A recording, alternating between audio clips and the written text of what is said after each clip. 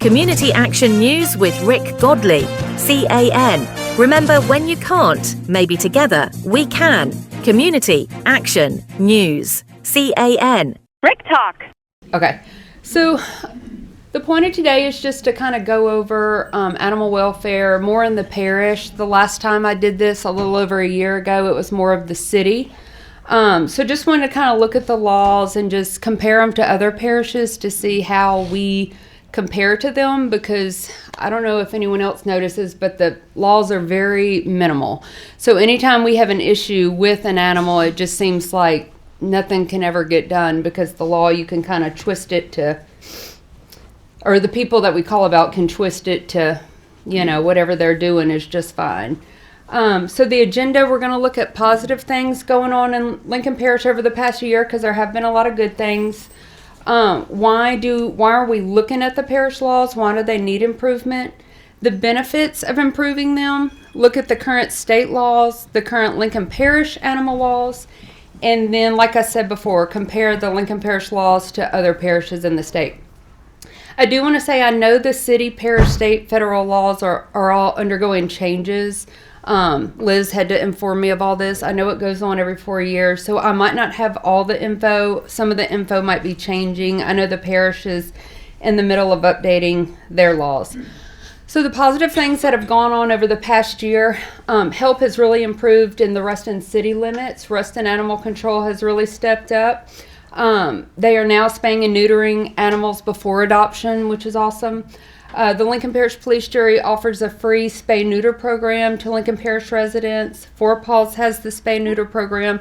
So between the two programs, I'm sure we've prevented a lot of unwanted litters of puppies and kittens.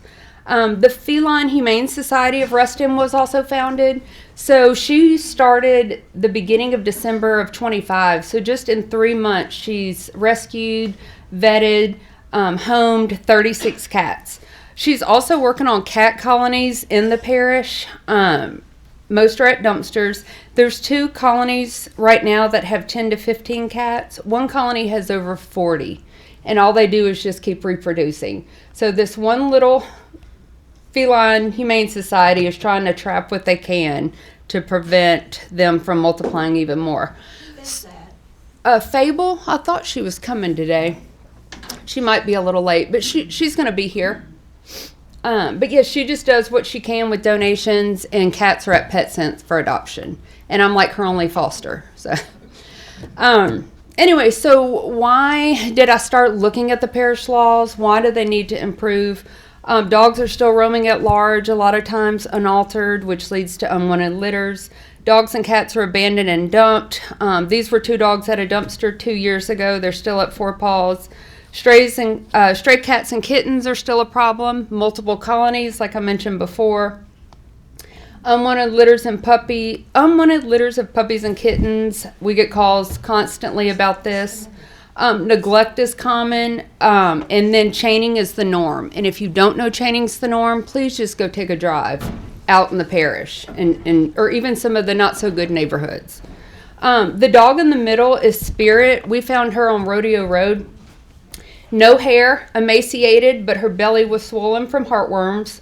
Nails were grown over so much that she could barely walk.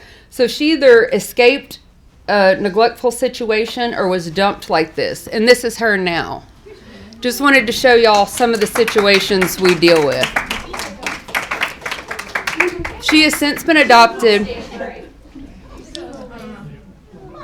But anyway, we see neglect like this like multiple times a week. So these are a lot of the situations we deal with. Okay, so the benefits of improving laws. My goal is for more humane living conditions for local animals. There's a lot of other benefits: public safety, clear enforcement. Well-written laws give law enforcement and animal control officers the tools they need to act. More specific, detailed laws allow for less confusion. I know right now when I read the laws, I'm going to interpret it different from you. You're going to take it differently. So if they're more specific, it's more black and white, not this general law that people can get away with anything. Promotes responsible ownership. And then what's best for the community is it supports long-term solutions to issues with strays and unwanted animals in our community. Okay, so state laws, they apply to all the parishes. I had to kind of learn all this, and it sets baseline protections. It cannot be weakened by local governments. So that just means the state laws outweigh the parish laws. They set the minimum standard of care. So our state laws right now do go into detail about animal cruelty laws, which is great. Can't abandon an animal, which we know that. It's just hard to catch people. Failure to provide proper food, clean water, shelter, and veterinary care. Well, that's so basic because that's going to be different to me than the next person. There's dangerous dog laws, rabies and public health, service and assistance animal protection, and seizure laws. What state laws do not cover are leash laws. That's going to be a local issue. Tethering, time limits, number of pets per household, shelter standards, noise ordinances, and license fees. Okay, so let's look at the Lincoln Parish laws. I know there's a chapter that was not there, so I think y'all are probably in the middle of updating that. So from what I can see, the Lincoln Parish animal laws, there's an ownership law which basically says owners are liable for actions of their animals. Animals cannot roam at large. There's fines for that. It goes over impounding of strays, many laws about vicious, aggressive dogs, which is important. Personal dogs have to have rabies. There's fines for that. Of course, dog fighting is not allowed. And tethering requirements are very minimal. Okay, so let's go over the tethering and chaining requirements for Lincoln Parish because chaining is my pet peeve. And then turn right. Isn't chaining illegal in Texas? Didn't Texas pass a law that they can't chain dogs in Texas? I don't know. It gets so confusing. I lived in Plano for 12 years, and it just passed one. Oh, it did. Okay, It hasn't taken effect yet, but it did just pass. Yeah, so I'm going to go over examples of different parishes so you can see how specific they are versus ours. But just want to go over the tethering and chaining because I have come into so many situations where a dog I think is being, neglected, but according to our law, it's fine. So tethering and chaining should be in an area free of any obstruction that could inhibit freedom of movement. Should have a separate collar with owner's name, address, and phone number. How many of y'all has seen dogs chained just with the chain around its neck? I mean, that's the norm. The tether should be sufficient strength to contain the animal without being so heavy as to inhibit freedom of movement. Tether length should be minimum of 3 times the length of the dog when measured from tip of nose to base of tail. So remember that. So that's how long the tether has to be. There are fines for these depending on the offense. Okay, so more requirements that are not specific. If a dog is on a runner or trolley, which a lot of parishes prefer, the length of the chain or tether is going to be different than if a dog's on a chain or tether. Where is the starting point of a chain? And how this came up, if you notice in the pictures, these dogs have chains that are up high. Well, recently I called about a dog, about the chain, and according to the law, since the dog's chain was the right amount of length for the law, it didn't matter where it started. So it didn't matter that it was up high, wrapped around a tree, wrapped around a pole. So all these right here are just fine. More missing info is weight of the chain. This, the dog on the left, this is her chain. That's what she lived with for 2 years. But according to the law, You like to, but I mean, according to the law, is that might not be heavy to somebody. It's heavy to me. Hold that. That's awful. That's awful. And the other dog was found with this chain with padlocks on it, dragging. So anyway, so the weight of chain is not specific either. Okay, so what else is missing from our parish laws? Minimum standards of care. So, not very specific with clean water, adequate food. sanitary living conditions, or providing proper veterinary care. No mention of requirements of dogs confined to pens 24/7. How many have passed a dog in a pen and have never once seen it out? Yeah.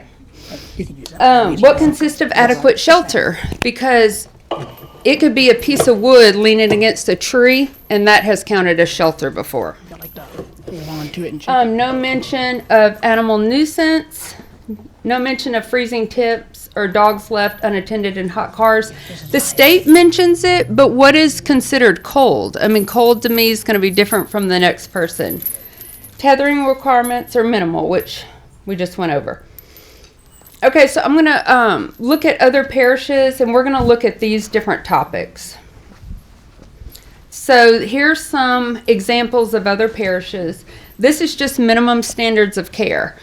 Adequate quantities of visible, clean, and fresh water available at all times, provided in a sanitary manner in Orleans Parish. Proper water or proper drink means access to a fresh, clean, drinkable water supply, provided in a sanitary manner at all times. Lafayette. Let's see. Proper food, providing each animal with daily food of sufficient quality and quantity to sustain the animal in good and reasonable health, shall be provided in a sanitary dish or container. Jefferson. Okay, so it keeps going. Okay, so this is the example for shelter for Orleans Parish. These are all the specifics that it has to have. I mean, I know some of it might be going a little too extreme, but just compared to how minimal ours are. Must be sanitary, of sound construction, adequate protection from the cold and heat, free of debris, feces, standing water, draining so water is not standing, large enough for the animal to stand, turn around, lie down without touching the sides or top of the shelter. Anyway, keeps going.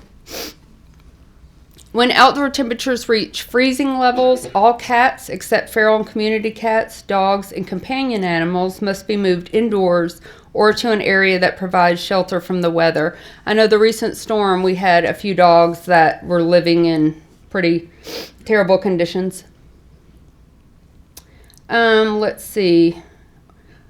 Orleans also says that animals must remain indoors and provided... Oh, no, that's for the... So the second part of it is just talking about if there's a weather advisory. Okay, cage confinement, just more examples. This is St. Martin Parish. An animal that is abnormally restrictive shall only be acceptable for temporary confinement, blah, blah, blah, free of urine and fecal matter, and allow the animal to stand to its full height, stretch out, turn around, lie down, and make normal postural adjustments comfortably. Animals must be removed from such confinements for adequate exercise. Confined animals shall be able to stand to their full height, stretch out, turn around, lie down. Animals shall be allowed to exercise and have freedom of movement as necessary to reduce stress and maintain good physical condition. Concordia. I mean, so you see what I'm going over? I mean, if we were to call about an animal that's living in a tiny pen, I mean, basically, according to the laws, they're not doing anything wrong. Okay, the last one is East Baton Rouge. Public nuisance. I know the city has one about public nuisance, but not the parish. Excessive or untimely barking, howling, yelping, or other animal noise that is unreasonably loud and intrusive. Blah, blah, blah. Anyway, there were tons of parishes that had this example. St. Tammany, Cameron are just two. An animal that causes unsanitary conditions or owners about the premises of the owner through urination or defecation is deemed a public nuisance. And then the last one, St. Charles. Chaining and tethering. So like I said, this is my pet peeve. So just look at some of these examples compared to ours. For Point Coupe, a minimum the tether should be 5 times the length of the dog, from tip of nose to the tip of the tail, and the tether must allow the dog to lie down with its head flat on the ground and provide an additional 12 inches of slack. let's see, what else? Must be made of durable, lightweight material that will not cause unnecessary stress on the dog. The tether shall not weigh more than 3% of the dog's total body weight. Thick chains and other heavy lines are prohibited. Plaquemines says the tether should be 4 times the length of the dog, another 12 inches of slack. Intact dogs may not be tethered under any circumstances. A lot of parishes have that. No animal shall be tethered as a means of permanent confinement. Such permanent confinement by tethering shall be considered as cruel treatment. Orleans must use a running line system. That's the trolley runner system, not a fixed point chaining. Unattended tethering prohibited from 11P to 6A. More examples: inhumane tethering, particularly in extreme weather, freezing or heat, is prohibited. East Baton Rouge. Intact dogs may not be tethered or chained under any circumstances. St. Tammany. Tethering as primary confinement is restricted. Dogs may not be tethered between 10 and 6. That's Terrebonne. Only trolley running lines allowed with strict conditions. Let's see. Outside animals must be kept in proper enclosures with minimum square footage. Tethering cannot replace proper enclosure or kennel. Tethering allowed maximum 15 hours in a 24-hour period, and that's just in Caddo Parish. This is the last topic of that I'm going to compare: preventing unwanted litters. Every female dog or cat in heat shall not be confined so that an animal cannot come into contact with an unneutered male except planned breeding. Bossier Parish, Jefferson Parish, St. Tammany, Washington, many of them have this. An owner of a female dog or cat who allows the animal to roam at large during its mating season shall be in violation. Any female dog in season shall not be permitted to run or remain at large at such time. That's Bossier Parish. So that's it. But anyway, I guess just my point is, looking at our very basic parish laws, I feel like people can get away with murder pretty much. And so these are just some examples of how we could possibly improve them, make them more specific. So animals can live a more humane life. Any questions, comments? A lot of officials are here, and I appreciate y'all coming. Do we have an animal control officer in the parish now? Well, they're working on hiring one, and I know I'm sure it's a hard role to fill. Kevin, where are y'all at? Are y'all still looking? Hey. Would you repeat the question? She asked if Lincoln Parish has an animal control officer right now. So what I said was that I knew that they were in the process of hiring one, but I didn't know where they were right now. I think we interviewed a couple candidates last week, I believe. Okay. So he said they've... That's standing, the metal part of the building, and we've ordered the kennels, okay? But we've still got wiring, and we got air conditioning, and a lot of things to do. But we can house 30 or 40 animals. Am I correct? 40. About 40, okay? But it's all volunteers, and the dollars that come in are from people like you, and some people out of state, some even from California, that support Four Paws and what we're doing. I want to thank all these people. The city, they're doing their part. I'm really proud of our facility out there. The police jury, I think if we could find a way to get some funding for Four Paws, we could do better. But if Four Paws shut down, we would be dependent on the city to take care of the animals. And we probably at any one time at Four Paws, we probably got 70 animals. And we're at capacity most of the time. So I would just urge everybody here, let's be positive and not throw rocks, and figure out a way that we can do what we need to do here. Yeah. And Lauren, you didn't introduce yourself, but Lauren is Lauren DeFries. She's a volunteer, and she's done an incredible job doing a lot of things at Four Paws. And Sue Martin, Kathy Tate, I can go around the room. But I want to thank all of you, but I would ask the police jury, most of this responsibility, the laws point to the police jury as the responsible party. They're working within their budget to try to, I know they would try, so let's just see if we can figure out a better way for the police jury to make some funds available for Four Paws, because we are the parish animal shelter. The city takes care of a few, but we take care of 70 every day, so. Yeah, and we also can't keep up with the current number of unwanted animals. So, I mean, that's why I guess talking about improving the laws will hopefully decrease that. I mean, I know we have the free spay-neuter programs, which hopefully in probably a couple years we'll see difference in numbers. Yes. So, speaking of things that we can do, what is the course of action to change the laws? Like, is that a petition? Do we write in? Is it a vote? Like, how do the laws get changed?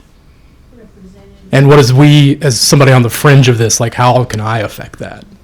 Like, do I call in? Like, I just don't know the process of how No, that I don't change. either. Hands to Logan, he's Yeah, so Logan Hunt, Police Juror, District 5. I'll ask Courtney Hall, our parish administrator, to correct me if I'm wrong, but I would assume each one of you in here live in Lincoln Parish somewhere, whether Ruston or Parish. I would say call your police juror. Give them a call. Look up online, see who your police juror is, and give them a call. And tell them about which specific law that you would like, or which specific ordinance that you would like to be added. And voice that to them personally. I would say that would be the first thing that I would suggest that you do. Collectively, we can get together, discuss that, what is being proposed. We'll do our own research, compare what, and we'll talk to Bossier Parish, Caddo Parish. We've got good contacts in other parishes, and take a look at everything and see what we could do. So, I think, kind of to echo what Bill said, if we could all pull on the same side of the rope here, then we'll get a lot further. Oh, So. definitely. Yeah. But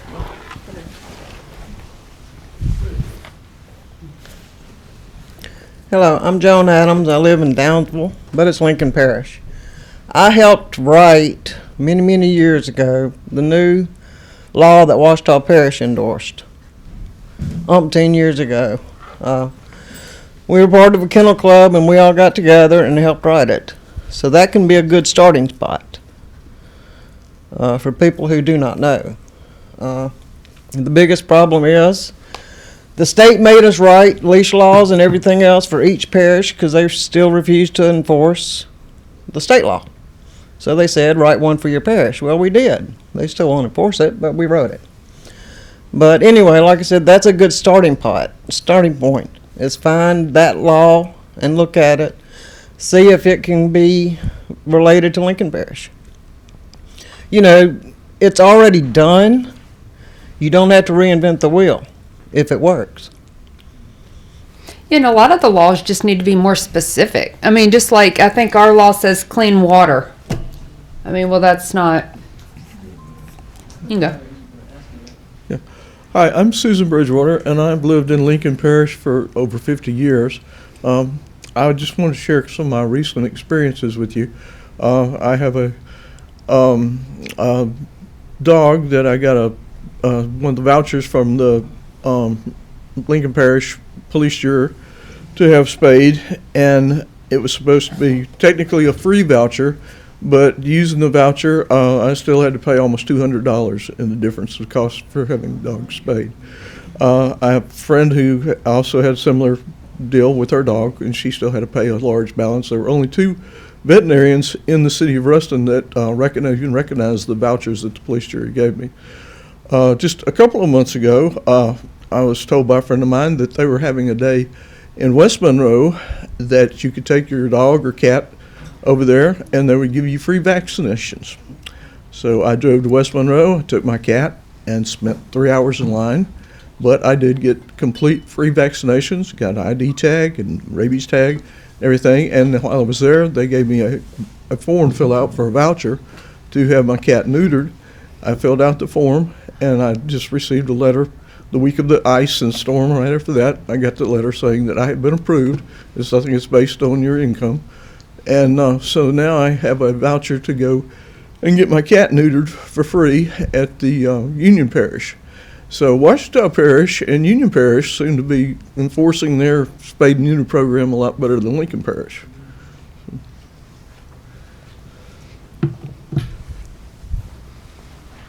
Miss Judith, Michael.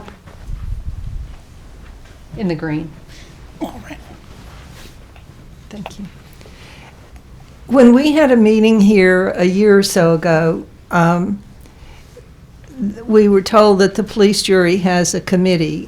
I think there were 3 people on it who were going to do some work on this. And at the time, I said I would volunteer. I'd be happy to work with the committee and try to come up with some solutions.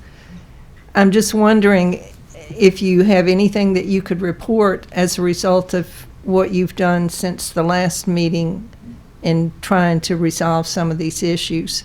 That's one thing. And the offer still stands. I'd love to help you work on these. Just listening to this, it occurs to me as I sat here that,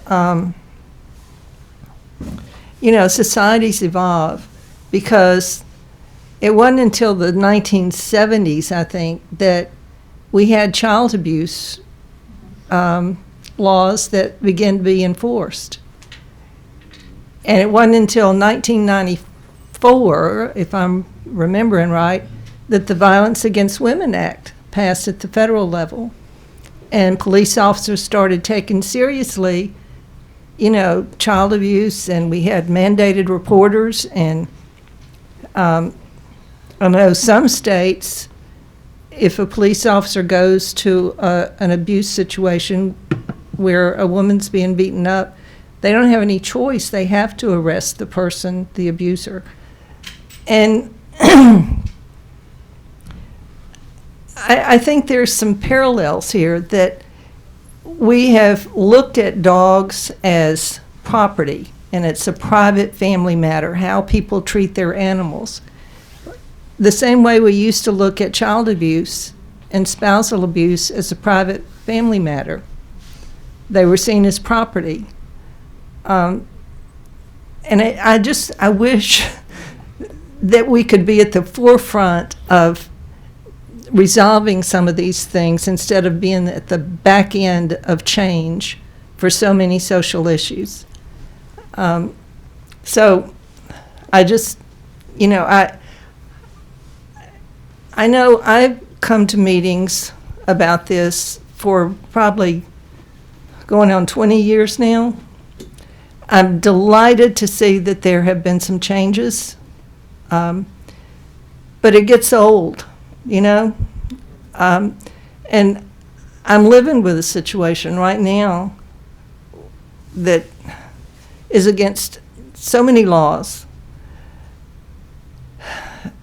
So I guess I'm expressing my frustration on one level and expressing my willingness to try to work with whoever on the police jury is going to, address this issue. Thank you.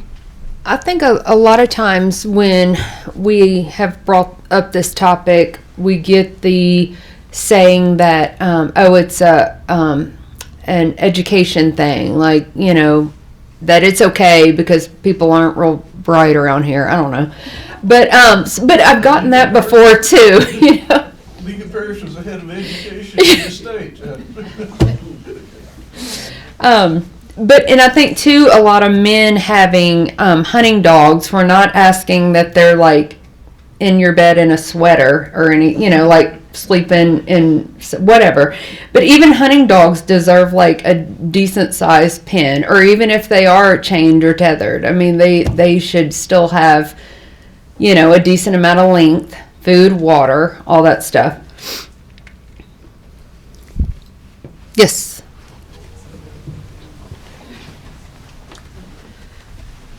Most of you know me. I'm Liz Adams. Bill mentioned something, or Bill Elmore mentioned something earlier that I want to kind of draw some attention to. You heard him say that 4 Paws annual budget is about $1,600 or $160,000, right? I got that right?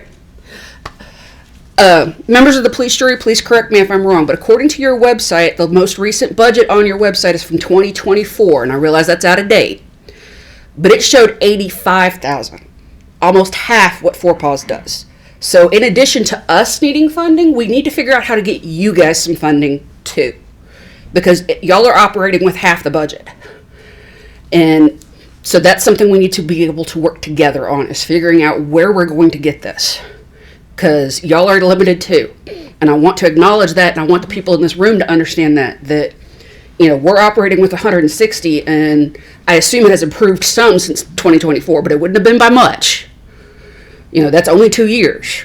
So do keep that in mind, that that's all they had. So you can't get blood out of a turnip, unfortunately. So we need to figure that out as well. It's got to come from somewhere. And I was going to say too, I mean, even if we had 80, you know, Lincoln Parish animal control officers, if the laws aren't real great to enforce, like it's not, you see what I'm saying? Go ahead, Courtney. Yeah, my name's Courtney Hall. I'm the parish administrator for Lincoln Parish Police Jury. So to get back to what Liz was saying, you're right. You know, 21, 22, 23, our budget was around $25,000. That was it. Then it started going up. Last year in 2025, we spent $125,000. So, I mean, there was an effort, you know, put forth to, of course, a lot of that was the salary of the animal control officer, and then we had the expenses, you know, with the animal shelter and things like that. And I noticed, too, that a lot of the parishes that you reference, they have a dedicated revenue source. A lot of them have millages that support animal control.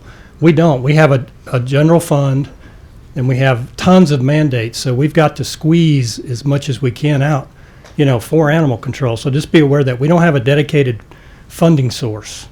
There's been no millage passed. How do we get one? You'd have to get something put on a ballot and get the people to vote for it. That's what we need to do then. But currently, we don't have anything. And I know a lot of the parishes that were referenced earlier, Whose job is that to do that? you would have to contact your police jury member. The jury would have to vote to call the referendum. Could we just consider this a contact right now? You may have to have a petition with like 25% of the eligible voters in the district If to that's what it's gonna present. take to solve it, Yeah. that's what we need to do. We'll start the petition tonight, I guess. Yeah. What is the sales tax for Lincoln, outside the city limits in Lincoln Parish? Does that vary by ward, or is there a certain amount of? Yeah, the police jury has two sales taxes, and I think they're both parish-wide. One is a half-cent sales tax dedicated to solid waste collection and disposal. We can't use it for anything else. It's dedicated. The other is a quarter-cent, and it's dedicated to the operation of the detention center. So there's no discretionary income. But what is the amount? What, Oh, gosh. 8.5% or Yeah, it depends, you know. 5.5%? Do you know off the top of your head? 5.25 to the state, right now? Yeah. 5.25 to the state, is that correct? I just, Plus I our heard, You'd have, I heard a reference to a property tax. no, I didn't mention, Well, when you said millage, and, no, I said the other parishes have, they may be sales taxes, you know, but it's some kind of if there's tax. room for a sales tax, if it wasn't but can you do a? Oh, I see what you're saying. Yeah, sales taxes are capped by the state, you know, you can't exceed a certain percentage. And so if there's any wiggle room in there, most agencies scramble to try to get a hold of that. If you were gonna put something on I'd have to look at, a sales tax may be more palatable than a property tax, because some few people pay the actual property tax. right.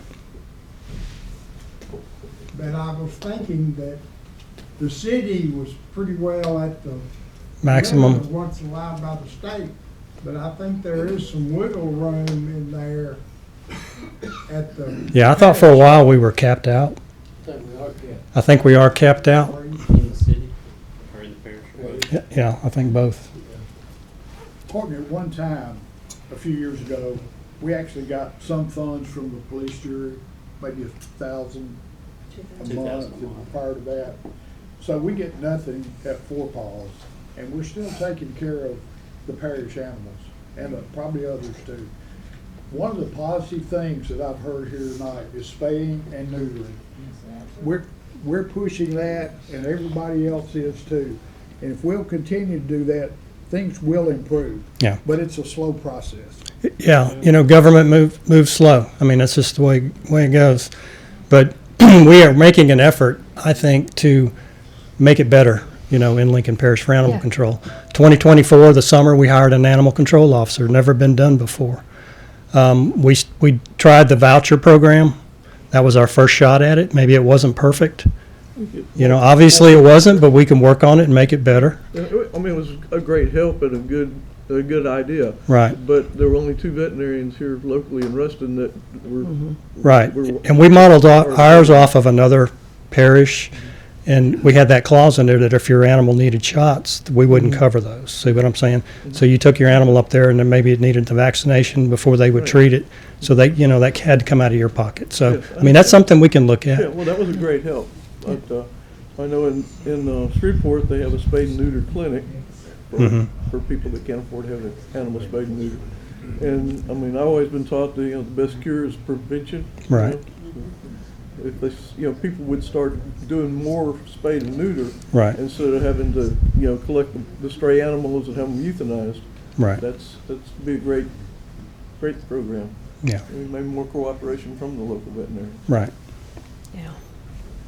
So, In Hot Springs, Arkansas, they have on their the tax notice that they send out each year. At the end of it, they have voluntary donation for animal welfare, $10.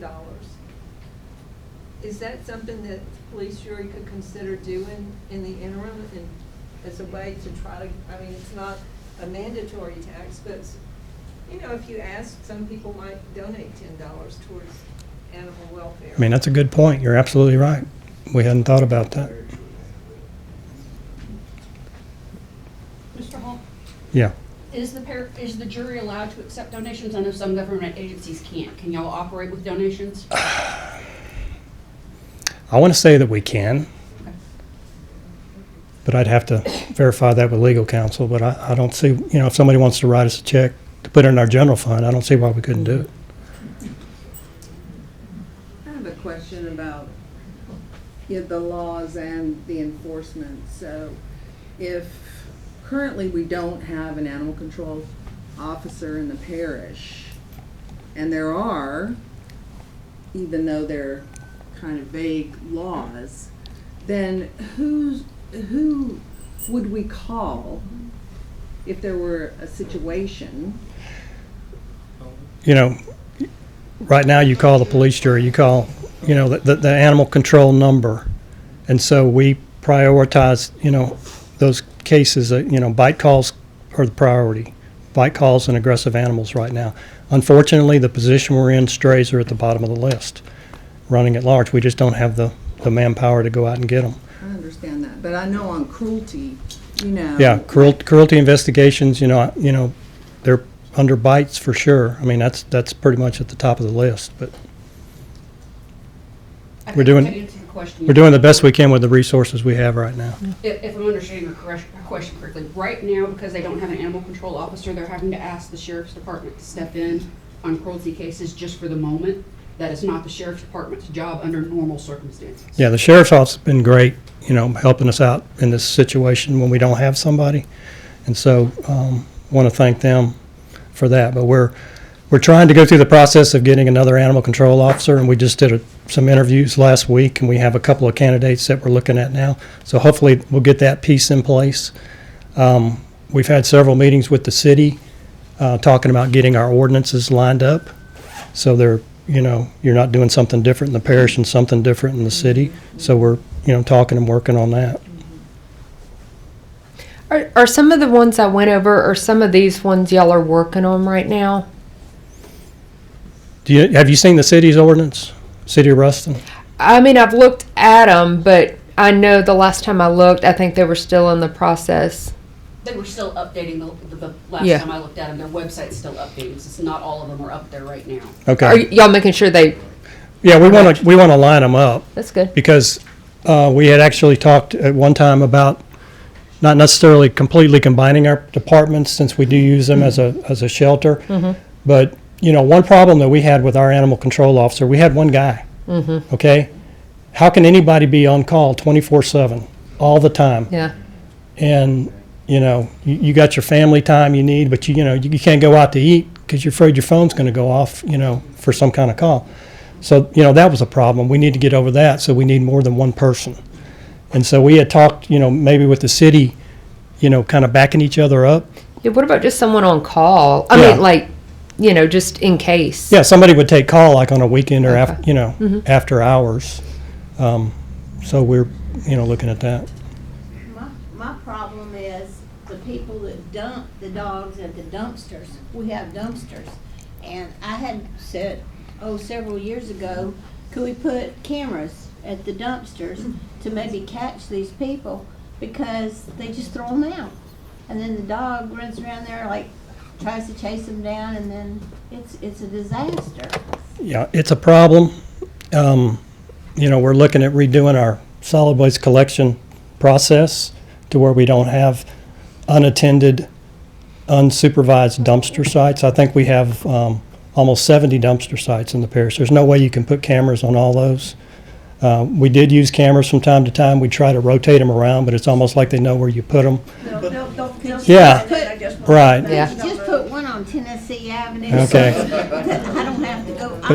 But let me get back to that point real quick. So part of the plan, we don't have the solution to the dumpster problem yet, but we're looking possibly at what you call centralized sites.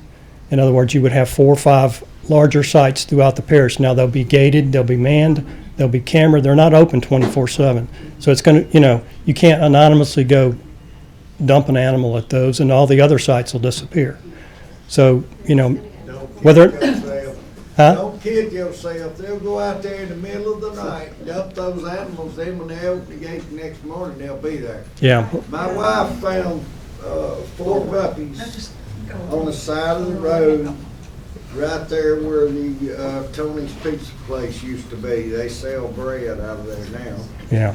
One of them was already dead, and the other 3 was about froze to death. They were starved to death. And we still got 2 of them, because what are you going to do with them after you feed them and nurse them back to health?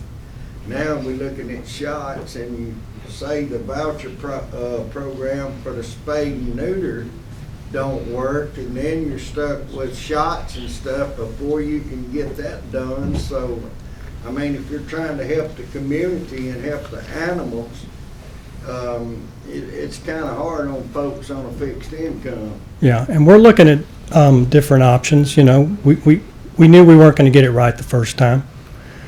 We've actually had a conversation with somebody who's got a mobile spay-neuter clinic that they take around. Maybe making a deal with them, get them to set up, somewhere like the library parking lot or somewhere. It's been happening around here for 63 years I've been here. Well, like I said, 2024 was our first real foray into animal control. And so, it's got to evolve, and it just takes time. Did they say how many people? I knew the day that I went to West Monroe. I drove all the way from here to West Monroe, took a kitten, got free shots, but I sat in line for 3 hours, which was no problem. It was worth it to me to do that. They did, in a day and a half's time, they did Friday afternoon and all day long Saturday, they did over 600 animals, Wow. dogs and cats. They had a mobile clinic. Well, it was at a church in West Monroe, on Whites Ferry Road. I don't remember the name Right. of the church. But there was like, I've got pictures on my phone of lines of people sitting there with their pets. Yeah, Very well organized. Red Rover puts that on in Paws of Northeast Louisiana. It was Paws in Northeast Louisiana. Yeah. Yeah, they did an excellent job. Well, Union Parish spayed several cats for me, Yeah. for free. Go up there to Dr. Odom's and tell them you've got a feral cat, they spay them for free. There's a place in Shreveport on Line Avenue that also does that. Mr. Hall, Miss Fable Hyde just came in from the Feline Humane Society. Yeah, This is, she's with the Feline Humane Society right here. Can you hand her the mic? Oh, yeah. Sorry. Thank you, Courtney. Yeah, hi everyone. I wanted to introduce myself. My name is Fable Hyde. I'm one of the founders and the president and executive director of the Feline Humane Society of Ruston. We only started in August because I'm a student. I'm only 20 years old. I've obviously not been in this for very long, and I've not been in Ruston for very long. And it's only taken me that long to see how deep and wide these problems run. So I have two quick points that I want to make, one about trap, neuter, return, and one about housing. The first one that I wanted to make is that there is absolutely no ordinance or allowance in either the city of Ruston or Lincoln Parish that allows for trap, neuter, return services. So we talk a lot about spay and neuter, but if we don't focus most or all of our attention on spay and neuter and returning, because not every one of these animals is going to be adopted. Not at all. There's not enough room in Lincoln Parish. There's not enough room in the state of Louisiana. That's why we have so many that are being transported out to Chicago or things like that. Like, we have transports that we're running because not everyone's going to adopt these animals. And a lot of these animals, they can take care of themselves. They've learned how to live on the streets. They're feral. They're also community cats that know how to take care of themselves or are taken care of by people that their vet bills are paid for, their food is paid for every single day, every single month by people in the community that are taking care of them on their own dime.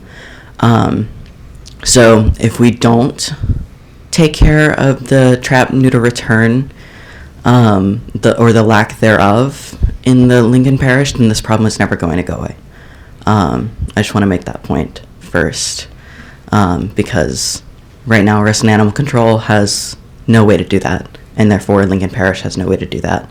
And that's why we've asked Bill to please let us know whenever there are any community cats or feral cats. Unfortunately, we haven't gotten any calls about that yet, but we would much rather they be transferred to us and we have to deal with that and we have to take on that responsibility, or I have to take on that responsibility as as the most active board member and as one of the only ones who has the capacity to take on this stuff. And I have very little capacity. I'm a studio art major, so as the main person taking on the capacity in this, like, that's me taking calls every time. So I'm dealing with all of the animals in the whole parish, all of the cats right now. That's like, I'm on call all the time. So there's that, no allowance for spay and neuter and return. And then there's also the housing issue. The majority of Ruston's population is not going to be here forever. They're students. They're transient. They're only staying here for 4 or 5 years and then they move out. So they're renting.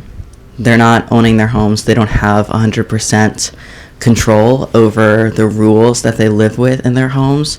And so we're living with a population who more than half of them cannot feasibly foster because their landlords do not allow it.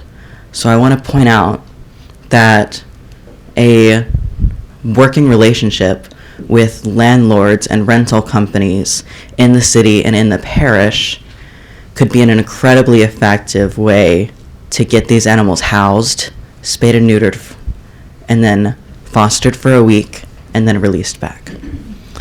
Because I've spoken to Samuel Speed, Dr. Samuel Speed, an administrator at Louisiana Tech. He is over the person over housing. I've spoken to him about the possibility of having students foster, staunchly against it. Staunchly against it.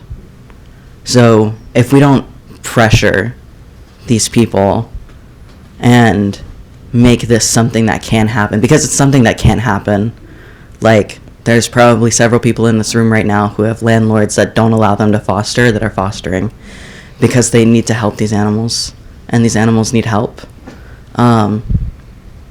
So if we don't pressure these landlords and these rental companies and Louisiana Tech to allow for some kind of fostering system, then we're also not going to get anywhere because these animals cannot be housed. Thank you. Can I do a case in point question. The spay and neuter and return. Case in point, right now there was a pregnant cat living at Lowe's here in Reston. It really is. I'm actually dealing with it right Are now. you I just dealing got with a it? call about Lowe's cat too. Yeah, I know. I did too, and I called Emily, and that she works with you guys. Emily. So that's also me. That- I go by Fable mainly, but Emily is also my name. So I thought you were Emily, but you said a different name. But what we could do is get that cat. She's gonna have her kittens. I know they're gonna have to be adopted out, and then spay and neuter and return to Lowe's because that's her home. That's all she knows, and somebody there is feeding her. And this happened at Home Depot in Monroe. A pregnant cat. They got her kittens, returned her. She's happily living at Home Depot right now because that's her home. She feels safe there. And now she's spayed, and so she'll live out her life. So this spay, neuter, and return is being done nationwide. So could y'all bring our spay neuter voucher program? I'm assuming you could catch the cat if it's catchable, right? A volunteer or someone could We have a trap. come apply for a spay neuter voucher from the police jury. So the Take the there thing is and- that it's within the municipal city limits of Ruston, Okay. which the voucher does not allow for. The Okay. voucher is also aimed at people who are taking their pets. It is one per household per year. Right. So there's no way that could handle the volume that we're dealing with here Okay. because there are thousands just within the city limits. Mostly you're focused inside the city limits, your I'm focused efforts? in all of Lincoln Parish. Okay. We get a lot Interesting. of colonies outside of Okay. Ruston city limits. Well, let's continue the conversation. Adoptable I think for sure. then. That's good. The other thing to keep in mind with the voucher programs is like, she's dealing largely with ferals and community cats. We discussed earlier, y'all's voucher unfortunately does not cover the vaccinations and stuff that are necessary. That feral cat that's been living on the street obviously is not going to be vaccinated. So that's gonna have to be covered too for it to function. Otherwise, it doesn't function correctly. And I know that's something y'all are working on, but it's just a point I wanted to make that as it is right now, it's not functional. So it's something that's gonna have to be improved.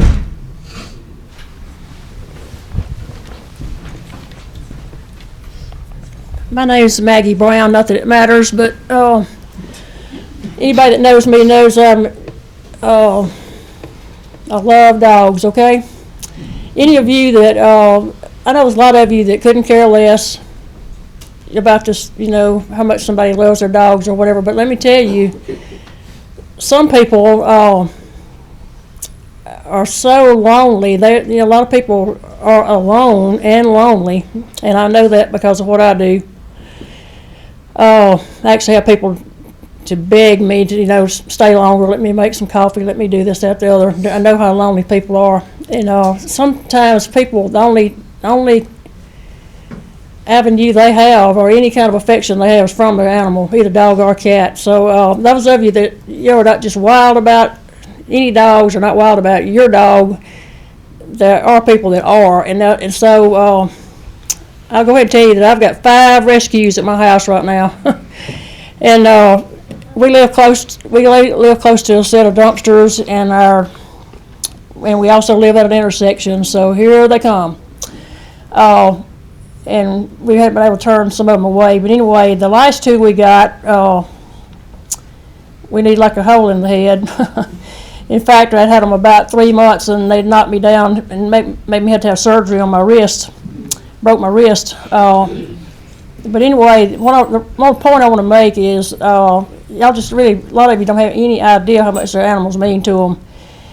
And it is a huge problem. I've been watching this, all my life, and I'm real good friends with Sue Martin. We've been lifelong friends, and I know the sacrifices that she's made and her family's made. And it is a huge parish problem, town problem. And it's just really not fair that we vote and pay elected officials to take care of these kind of things. And I'm not just talking about dogs and cats either. I'm talking about roads, and don't even get me started on the roads, okay? But anyway, we pay taxes to have these things taken care of, and we expect them to be taken care of. And I want to, express my own thanks to the sheriff's department too. And I know I can just only imagine being one of them, and get called somewhere I got to go take care of this dang dog situation, so I got somebody, up toward Hyco or somewhere, got a dog with a problem. But I want to thank y'all so much for doing what you do.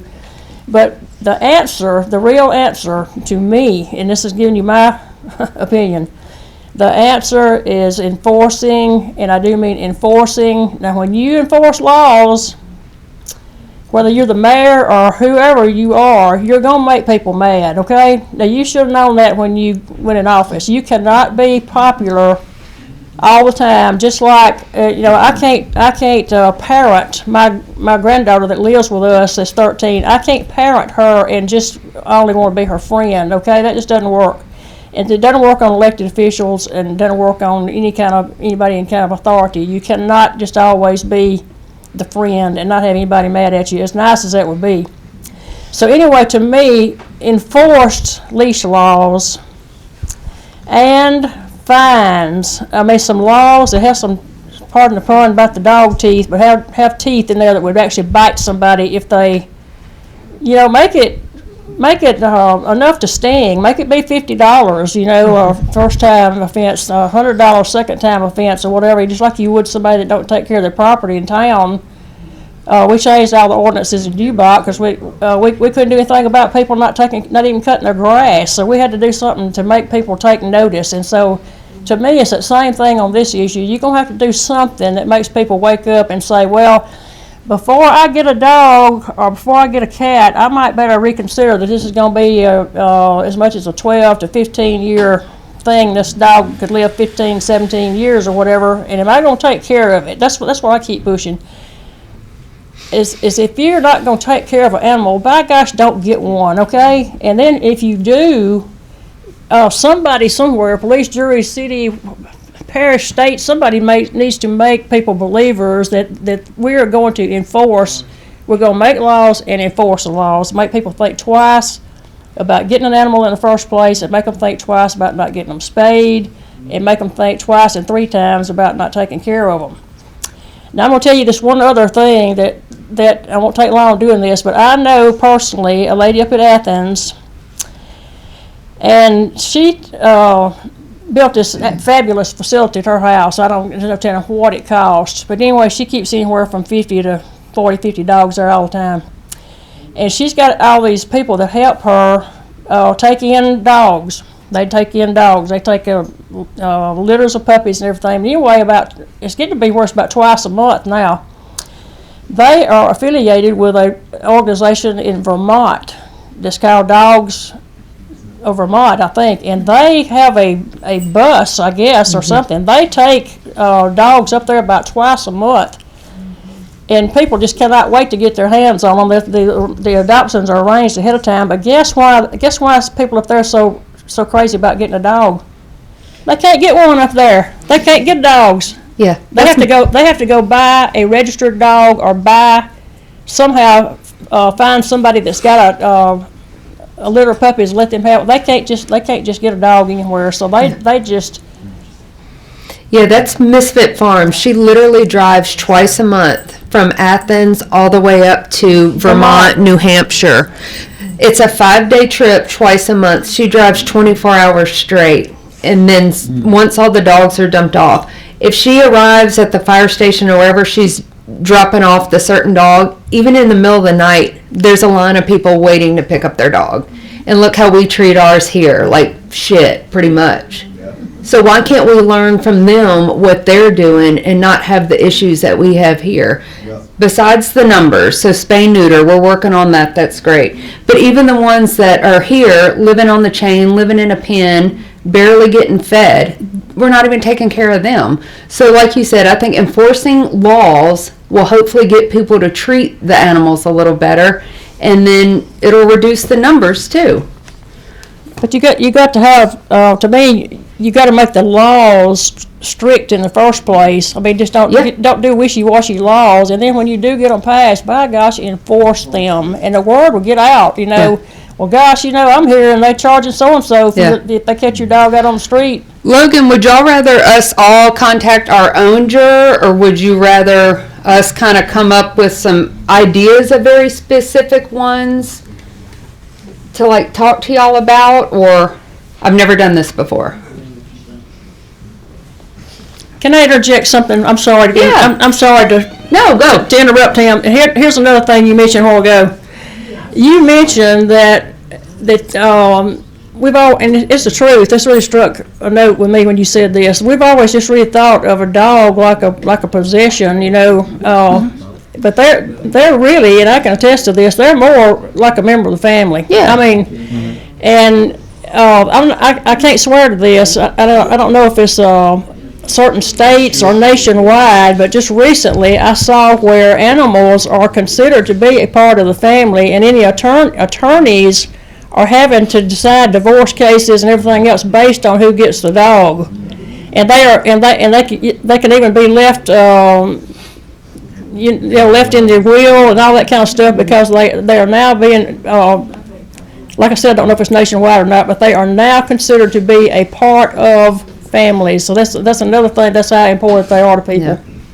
But you made a good point too. Even if animals aren't your thing, and that's totally fine. But I mean, if you want your community to be respected, I mean, you don't want the new Buc-ee's to have 8 strays in the parking lot. I mean, that's going to look real great for people passing through.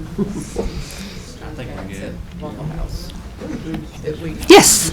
Something I'm thinking of, Louisiana Tech has an excellent pre-veterinary program. It looks like maybe they could help make people more aware. Yeah, they do a lot of stuff for us. I was just saying that since we have such an excellent pre-vet program at Louisiana Tech, then maybe we could get them to be more active in educating people as far as the spade and neuters. I kind of feel like, Lauren, the meeting is winding down. Yeah. I have this saying, if you don't know where you're going, you're probably not going to get there. So I have a couple of observations here. I think Logan made an excellent comment. If you have something to pass along, particularly positive, maybe a little negative, contact your police juror. Okay? You good with that, Glenn? I'm fine. Okay, so Glenn's the president. He's been real quiet and he hadn't moved. I thought he was asleep there for a minute. And the other thing, our parish administrator, Courtney, you do a great job. Mm-hmm. But he was talking about squeezing out money. He's got the budgets are fixed and these funds are fixed. I hope that you can figure out a way, and the police jury, that you can squeeze out some funds for Four Paws. It's a constant battle to raise funds, okay? And so we would appreciate any help we could get. Squeeze a little harder for us, Courtney, okay? Okay, I'm through, okay? Yeah. I know they're struggling with just to pay the parish animal control officer, so I'd rather it go to that than us, to be honest. Go ahead. Thanks. So I'm not from this parish. I'm from Jackson Parish, but I help at Four Paws as much as I can, my husband and I. And one of the things I don't think that some of our jurors, police jurors, you guys included as well as Jackson Parish, because we are horrible. Let me just tell you, it's a horrible, horrible, horrible situation. And I ding them people on a regular basis. I'm a retired canine officer of the state of Nevada. One of the dogs that I rescued here not very long ago, well, I guess it's been now, about 6 months ago, is a Belgian Malinois. This dog has some amazing training done on him. He's probably bit somebody, which is probably why he turned out. But he does very well with me. We've tried to rehome him twice. We actually thought he was the dog that was stolen from Winsboro Sheriff's Department. He spent about 4 months down there with their trainer. The age didn't quite match up. Everything else did, all the markings, but the age didn't quite match up. So I wound up with him back. That was the first one. And now I've got a Dutch that someone doesn't want. And now there's another Malinois that I just got called about on my way up here. What's going to happen is, if we do not address this, and I'm, as God is my witness, people, if we do not address this, you are going to start having these people who are fighting these dogs that are going to start crossing this dog with a pit bull or a mastiff. And if you think you have a problem on your hand right now, you don't have any idea, because they don't call Malinois Maligators for no reason. We use them in law enforcement for what reason? Because they're good, they're smarter than most of us, okay? So this is something we're going to have to address. We've got to do something before this happens. If the sheriff down in DeRidder on the Texas line can do something and make an arrest, and because it doesn't just come with just dogs. We all dang well know as police officers that you're going to get guns, you're going to get drugs. I mean, there's going to be a whole realm of things besides cash that you get. If you don't start hitting these people where it hurts, and where does it hurt? Money. Their checkbooks. If you don't start finding these people and start seizing their property, whether it's a vehicle at the fight, just like we do drugs out on the street, I'm sure Louisiana must seize. Dear God, don't tell me y'all aren't in the seizure program. Sell that, you make money off it. That's how you start helping funding some of this stuff. That's how we do a lot of our drug stuff. We've got to do something about this. It is to the point where I'm starting to get worried as a retired police officer. What is going to happen to some little kid who's walking to the bus stop that gets attacked by a dog? Because I'm not the one that's going to have to answer for it. They're going to be looking for y'all. What kind of breed is it? Tell me. A Belgian Malinois. Oh, okay. We've had a sudden uptick in Belgian Malinois. Someone's breeding them in the area, and they are, unfortunately, a very large and potentially aggressive breed. So in the hands of the wrong person, they can be very, very dangerous. And what's scary is this dog is so freaking smart. Like, I speak Dutch. He follows every command that I give him. I thought he was going to kill me when I was trying to catch him, to be honest with you. And I told Sue this story. I thought I was going to die that day. I did have my gun on my side because I thought I might have to shoot him. But when he responded, when I spoke to him, I knew that there was a problem. So I contacted law enforcement in the entire area and said, do we have a missing military person? Do we have a missing police officer? Has someone's dog been stolen? Which is how I found out that Winsboro had one stolen. We got to do something. This dog, he would be dangerous in the wrong hands. And we all know that. As police officers, we know that. That's what they're bred for. He has bit my husband 3 different times. I'll just stay straight up. He's bit mine 3 times. He won't let you get in between him and I. He absolutely will not let you. And I don't care if you are a child or you're a grown man. He's not going to let you get between him and I. I guess because I saved him. But we cannot have these breeds crossing. We just simply cannot. This is a dire situation. And if you've never thought of it before, I would be happy to go and get him and bring him here for you. All these were found in Lincoln Parish, or some Lincoln and Jackson? Some Lincoln and Jackson. And Union. And Union, yeah. Yeah, it's... Malinois have become a popular breed. They have. Responsible breeders. They have. Immensely popular. People have started fighting them, and somewhere in, I'm thinking it's in the northern Lincoln or possibly southern Union Parish, because that's where most of the sites have been. Someone's breeding them, and I mean, backyard breeder, it's not licensed because we're seeing a lot of them that have deformities and things. Have we been seeing recently? Right, a lot of cane corsos. Yeah. So. Oh, no. When you, I mean, They they're... have been killing people? it's just going to be a matter of time. I just don't want to see it happen. I just don't want someone to get hurt. Especially a child. Right, especially a child. But I don't want to see an elderly person going to take the garbage out getting hurt either, okay? I don't want to see a police officer get hurt by one of these dogs either.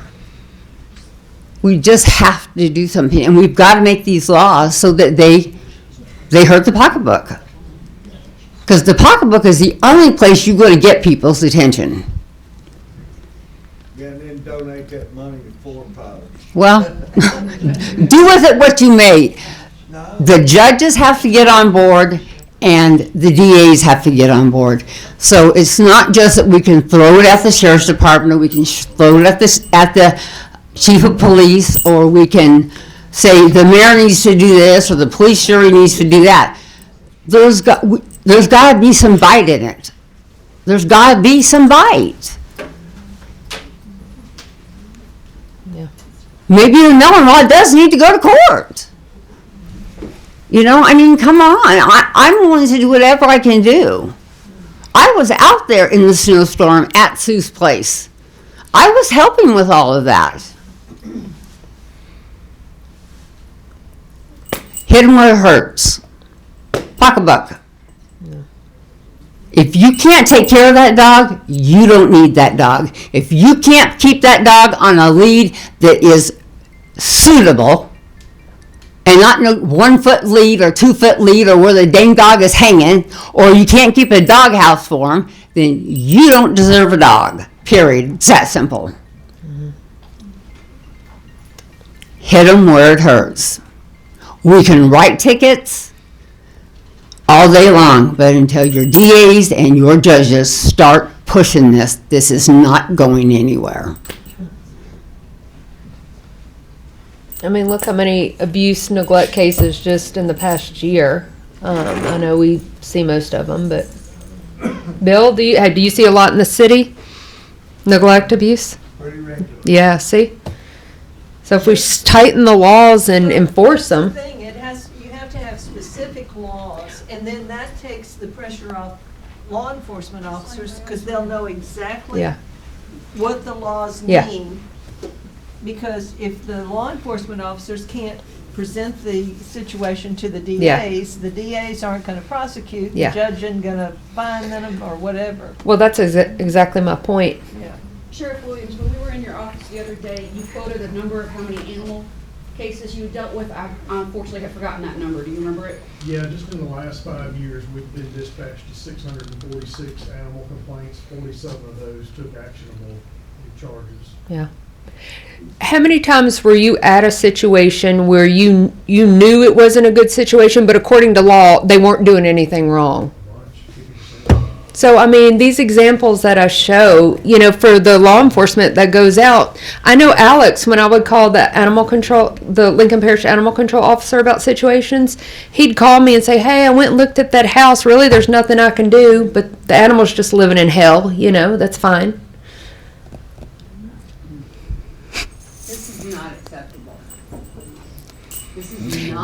And this dog got away. We found it dragging it. It wasn't even chained up. That's a small chain. You see them with big old chains. I mean, Yeah. they can't And even in this drag the neighborhood, chain. I drove around, and these people know me in this neighborhood now. My truck is that big black beauty sitting out there. It's got pink writing on it, and I drive around and I hand out my cards. Have you seen this dog or that dog? That people have posted that we're trying to find. Because I don't want someone to get hurt. Yeah.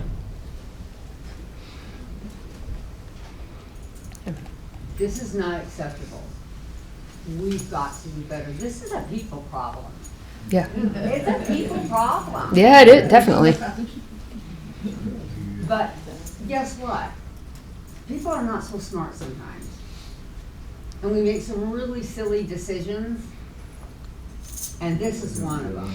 But it's the norm, so a lot of people don't see it as anything wrong. Exactly. But law enforcement can only do what they can do Mhm. if the judges, the DAs will do what they'll do. Yeah. But if they start bombarding you with all this, where are you going to put them? What are you going to do? How are you going to house them? Some of these dogs are gonna be bite dogs. Some of them are gonna be vicious. Your nice little facility out there, beautiful facility. And I'm gonna be the one that says it because I done already told Jackson Parish. That's a beautiful facility, but there's just, it didn't need to be beautiful. It just needs to be functional.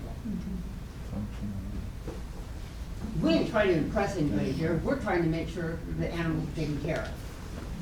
And that nobody's gonna get hurt.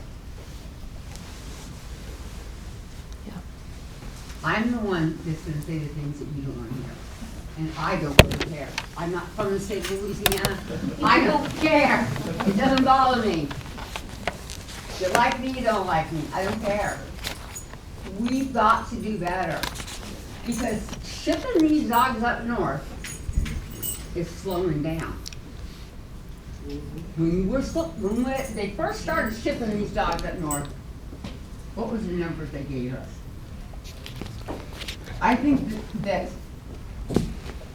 they were getting like, one state, Pennsylvania was getting like 30,000 dogs a year out of the southern states. That's Mississippi, Mississippi, Alabama, Texas, and I think Arkansas. Yeah, we have 8 leaving Saturday to go to Chicago. How many dogs total are going to be on the run? To be on this transport, I don't know. We have 8, probably with puppies, probably close to 50. Okay. How long do you think they're going to sustain that? They're not. They're already telling us we can't take them. If we don't have somebody that's standing there at 2 o'clock in the morning waiting for the dog, we can't take them.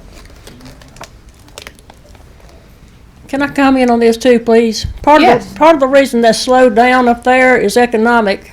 People cannot afford. They get to where they can't feed them, or they don't have the money for vet bills and all that kind of stuff. And I promise I got 2 quick things to say. Something that I believe it was Courtney said. Ladies and gentlemen, thank you for coming. Please drive carefully and arrive home safely. Good night.